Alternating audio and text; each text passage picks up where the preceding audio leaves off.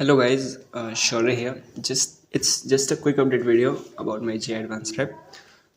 So today is 6th May, and exactly 10 days are left, like including today, for J Advanced.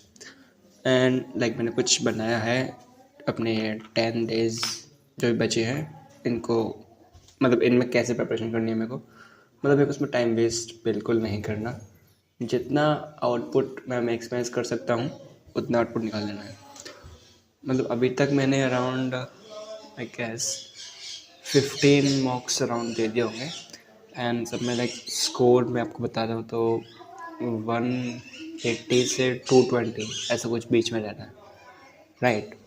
Okay. And मेरा like last mock में 226 था, मतलब yes वो मतलब एक ही mock में है, थोड़ी से ऊपर, बाकी तो वही है, मतलब बीच में फ्लक्चुएट कर रहा है। मतलब मेरा भी कुछ चैप्टर्स बचे हुए, लाइक वेव्स बचा हुआ है, वेटेज उसका अच्छा रहता है, EMI बचा हुआ है, और AC की मतलब मेरे को कुछ क्वेश्चन में दिक्कत आती है, तो वो भी मेरे को मतलब कुछ क्वेश्चन करने पड़ेंगे। तो यस, फिजिक्स में मेरा इम्प्रूव हो सकता है। मैथ्स में मतलब जो भी ईजी और मॉडरेट क्वेश्चन होते हैं वो तो मेरे सारे हो ही जाते हैं। जो भी टफ क्वेश्चन होते हैं उसमें भी मतलब हो जाते हैं मोस्टली। कुछ क्वेश्चन में दिक्कत आती है, मेरा मैथ्स में score is fluctuating between like 80 to 100, right? Okay.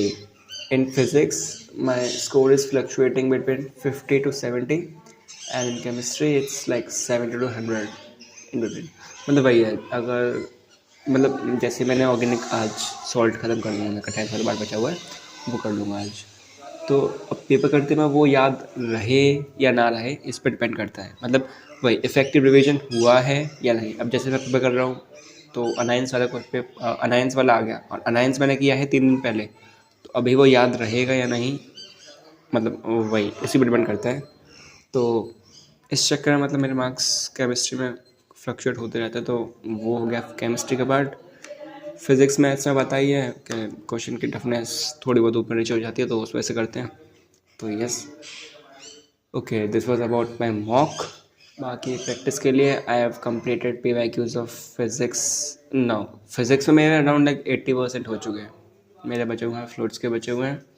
Rotation देख लूँगा मैं, मतलब रोटेशन तो छोड़ते जा रहा हूँ मैं, लास्ट 10 डेज़ में क्या ही करूँ उसे, पढ़ा नहीं उतने अच्छे से। तो एक वो हो गया, एंड मतलब वेव्स पर पढ़ा ही नहीं, मतलब वो पढ़ना ही मेरे को मेंस लेवल तक पढ़ा था बस, मतलब ड्रॉपर सेलेक्ट एक्स्ट्रा है उसमें, वो पढ़ना है, बाकी तो फिर हो ही जाएगा वो तो उसके पेपर बचे हुए हैं। बाकी 12th में EMI के आज कंप्लीट कर लूँगा, EMI AC का। तो या that's left for physics. In chemistry मतलब जो बेसिक चैप्टर्स हैं, इन्वायरमेंटल केमिस्ट्री हो गया, केमिस्ट्री इन एवरीडे लाइफ हो गया, पॉलीमर्स हो गया, वो मतलब वो एक दिन के हैं, आज उन्हें भी ख़त्म कर दूँगा मॉक के बाद। वो हो गया। देन अपना आता है मैथ्स। मैथ्स मेरे सारे कंप्लीट है, मतलब जो भी डाउट्स बचे हुए हैं उनको रिवाइज़ करना है, प्लस जो भी मतलब नोट्स के क्वेश्चन है और नोट्स हैं वो रिवाइज़ करके फिनिश कर दूँगा उसको। तो this was about my prep. अभी दिखाया तो अपना schedule for next days, like yes. So today is 6th में, तो मतलब मेरे पास कुछ 3 या 4 टेस्ट सीरीज है, मतलब मैथन को भी है मेरे पास, आकाश की FTS है, वो तो मतलब मेरे को कोचिंग से मिली थी। बाकी इन्वेक्टर से मतलब सर ने रिकमेंड करी थी वो 12th के स्टार्टिंग में, तो तभी ले ली थी मैंने वो हो गई। एक मैथन को हो गई, एक हैन हो गई, ये है मेरे पास। तो इस इन्वेक्टर्स का पेपर देना मेरे को कल मैंने दिया था, मतलब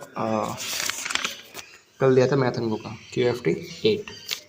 तो यस, मतलब इन्वेक्टर्स का पेपर देना है मेरे को दोनों, और मैथ्स का रिवीजन करना है, जैसे मैं करूँगा वेक्टर 3D एंड प्रोबेबिलिटी का रिवीजन। इसके अलावा मतलब मैंने टारगेट बनाया है कंप्लीट, मतलब मोस्टली होना चाहिए वो, खैर ज़्यादा बना लिया मैंने उसके हिसाब से तो, but let's see. Target is EMI के क्वेश्चन करने हैं, मतलब वही एडवांस के PYQs। ये फिज़िक्स में हो गया। केमिस्ट्री में पॉलीमर्स और ये सब का रिवीजन करना है, टाइम्स वाले पार्ट का, पॉलीमर्स केमिस्ट्री एंड लाइफ और इन सब का। और यस, बाकी कल जो मैंने वो पेपर दिया था उसकी मिस्टेक्स को एनालाइज करना है। दिस इज 6th में। आफ्टर 6th में 7th को ये है, मतलब पे जो भी मतलब ब्लॉक केमिस्ट्री पूरी बची है। हाँ, आज S ब्लॉक और करना है, वो करनी है। बाकी ट्रिग्नो के जो भी मतलब बच्चे को पी वैल्यूज हैं और इम्पोर्टेंट पी वैल्यूज लगे मेरे को 20 वो करने हैं ट्रिग्नोमेट्री केस के। तो ये हो गया। बाकी 8th को FTS है, तो वो दोनों पेपर देने हैं। बाकी फिर इनऑर्गेनिक ऑर्गेनिक का रिविजन करना है। मतलब ऑर्गेनिक में नोट्स ही करूँगा, इनऑर्गेनिक में भी मोस्टली जो मतलब मेरे को वीक पढ़ लगेगा या फिर केमिकल बॉन्डिंग और कोऑर्डिनेशन कर लूँगा। तो वो हो गया। दैन नाइन्थ में को ये मैथ मतलब वही तीनों के क्वेश्चन करने हैं 15 से 20। तो yes that was all in this.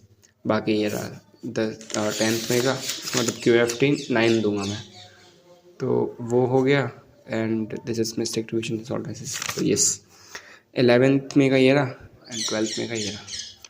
बाकी का 13th का ये रहा और 14th का ये रहा, राइट। ओके सो यहाँ तक ही है प्लान। बाकी 15th को तो खाली रिवीजन करना है। 16th को भी मतलब मैं मोस्टली फ्री ही रखूँगा दिन, रिवीजन करूँगा केमिस्ट्री वगैरह का। बाकी मेरे को मतलब ये भी स्ट्रेस ये मैथ्स तो नहीं, फिज़िक्स को देखे तो स्ट्रेस होगा, तो फिज़िक्स में अवॉइड ही करूँगा 16th में को। बाकी 7th को अपना D-Day है ये पेपर। तो या that was my plan. If you wanna give your update you can give it in the comment section. बाकी अप्रैल का रिज़ल्ट भी मैं आपको एडवांस के रिज़ल्ट के टाइम में बता दूंगा।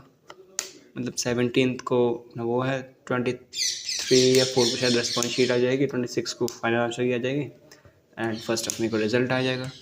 तो यस 1 या 2 मई को मैं वीडियो डाल दूंगा अप्रैल वाले रिज़ल्ट की और उसकी भी।